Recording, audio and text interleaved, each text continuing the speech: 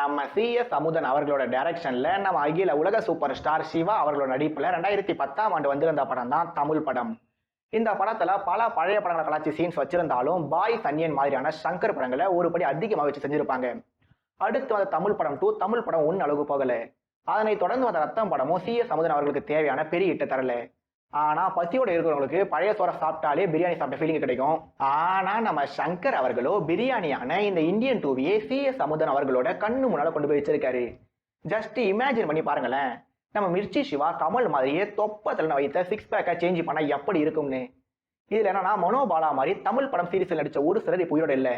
அவங்க எப்பவுமே நம்ம மனசுல இருப்பாங்க. தமிழ் படம் 3ல நடிக்க முடியாதுன்னு நினைச்சு ரொம்ப வருத்தப்பட தான் போறாங்க. ஏன்னா இந்தியன் 2 மேக் தமிழ் படம் 3 and Indian 3 going to make all of us வயிறு குழந்தை 3. பிகாஸ் அந்த படத்தில் நம்ம காதலர்கள் இருக்காங்க.